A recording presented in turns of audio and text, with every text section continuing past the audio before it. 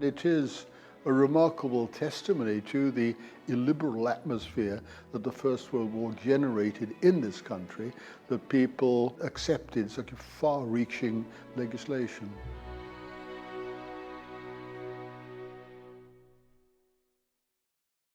At the outbreak of the First World War, the government is worried about sensitive information being leaked to the enemy.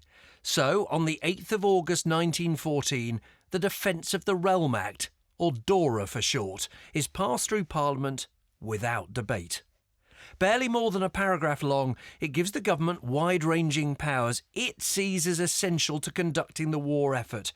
It will go on and prove to be a catalyst that accelerates key social changes in Britain. Well, DORA covered everything that was supposed to assist in the winning of the war. Rather famously, it also included people's daily lives, whether they were in some way assisting the enemy. It might be by, of course, distributing pro-German propaganda. It also included things like whistling in the street and having bonfires in your garden. And it covered, very importantly, drink and also drugs. It left a great legacy and was a very fundamental and sweeping measure. I think the Defence of the Realm Act and the swiftness of its passing is a remarkable moment in Parliament. But I do now think, with the greater role of judicial review, the greater role of Europe, all sorts of barriers which exist now to that kind of swift legislation, there would be greater hesitancy about passing such a piece of legislation. DORA is a simple act ensuring anyone caught spying or spreading rumours can be tried by a military court. It also puts docks, ports and communication systems under the control of the military. The Act was amended 6 times over the course of the war and slowly extended its reach to all areas of British life. Some of the measures were very extreme ones, which, to be fair, reflected the fact that nobody knew quite what a total war would be like. It was a war to be fought, if you like, by the entire population and not simply by people in the armed services.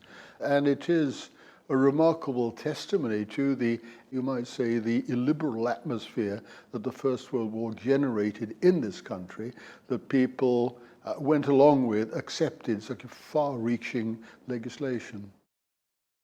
One of the key amendments to DORA was made by Lloyd George, the Chancellor of the Exchequer, back in March 1915. It allowed the government to take over factories to produce munitions and led to a massive increase in Britain's war output. This was the start of a truly industrialised war. The concentration of workers into urban areas would lead to social upheaval and changes in British life that went far beyond increasing the ability to wage war.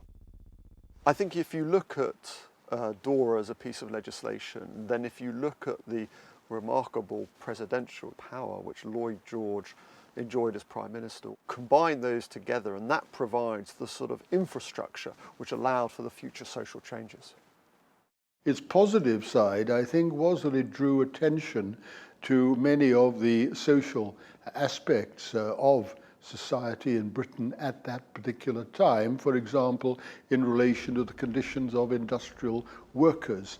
And it did encourage activity and collaboration with the trade unions, which meant in many ways the First World War was a rather good period for industrial workers. Their wages went up, their conditions of work improved and so on.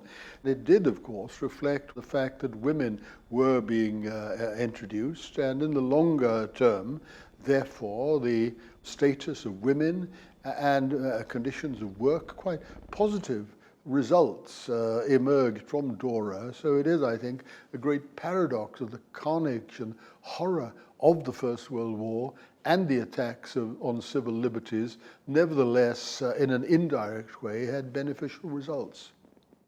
The legacy of the Defence of the Realm Act is as complex as the original legislation was simple. On the one hand, DORA helped Britain win the war by allowing a massive increase in industrial production. On the other hand, it heralded a new era of censorship of the press, prohibition and the widening of police powers. To scrutinise some of this legislation when it's being demanded at a time of national emergency, at a time of wartime, is often rather sparse. Meanwhile, There'll be lots of civil servants, ministers using this moment to put through pieces of legislation and rules that they've long had their eye on. And so they always say around here that when the parties agree to pass a piece of legislation together, that's when you should begin to be worried.